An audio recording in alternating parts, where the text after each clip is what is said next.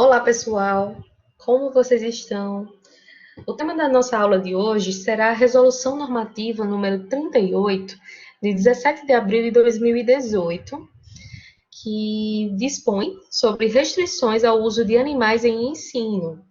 Essa normativa, ela é do Conselho Nacional de Controle de Experimentação Animal, o CONSEA, e trago essa discussão aqui para atualizar vocês, tendo em vista que a análise do comportamento é uma ciência que, por muitos anos, utiliza na sua prática pedagógica o uso de animais, né? De grande maioria, o rato albino, né, o ISTA.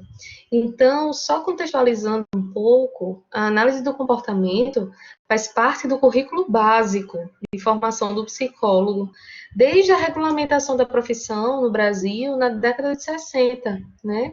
Mesmo esse currículo tendo sido modificado, reestruturado, reformulado ao longo de todos os anos.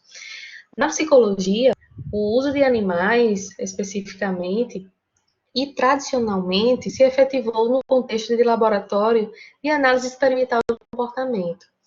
Então, é no laboratório que efetivamos a prática do que Skinner propunha com o condicionamento e a utilização desses animais para esse processo de modificação comportamental foi desde então, né, desde a da criação das matrizes curriculares da psicologia enquanto curso de ensino superior, né? Então utilizamos animais nessa disciplina específica.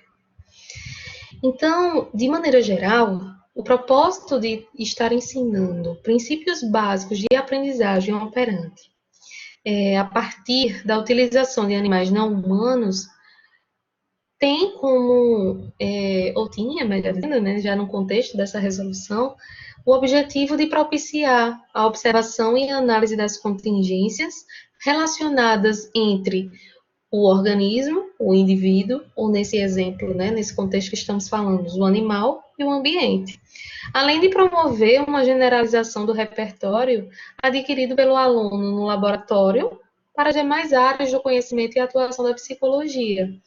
Então, é nesse contexto que eu trago para vocês a resolução, né, tema da nossa aula de hoje.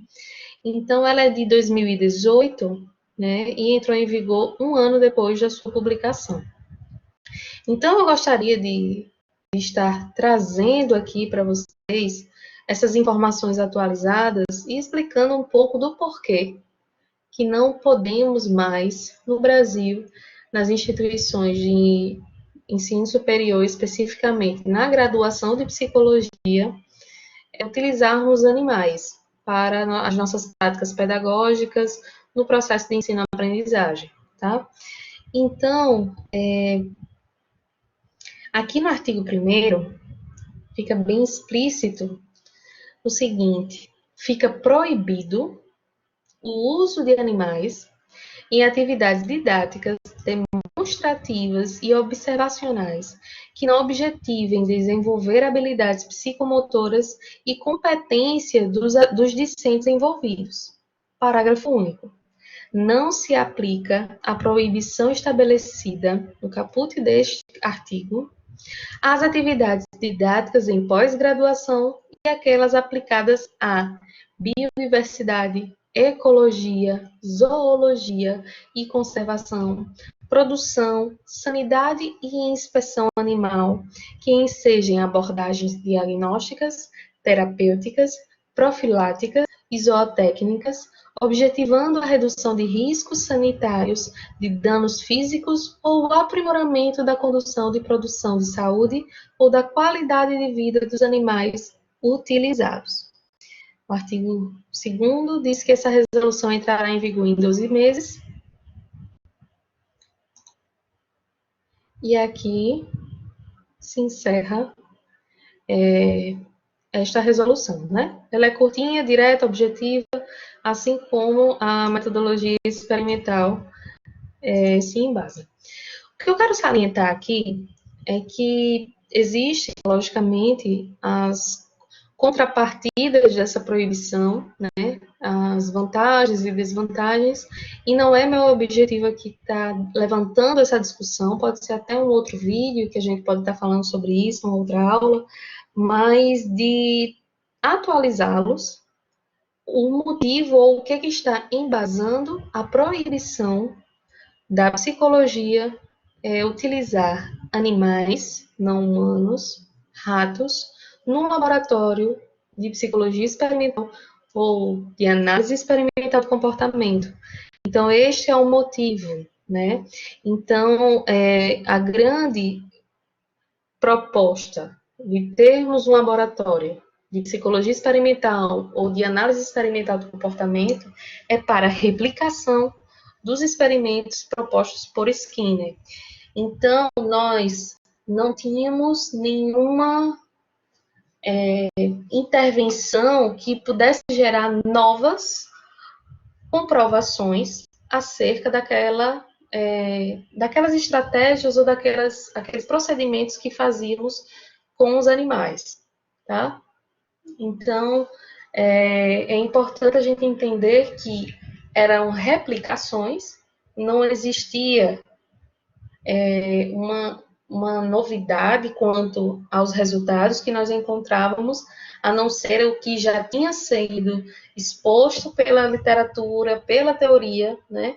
Então, por este motivo, já que a nossa grande objeto, né, ou processo de design ocorria por meio da observação, né? Então, não tinha outras habilidades que a gente estaria executando diante desse contexto, né? Então, por isso que a psicologia, no contexto de graduação de psicologia experimental, análise do comportamento, análise experimental, behaviorismo, condicionamento operante, enfim,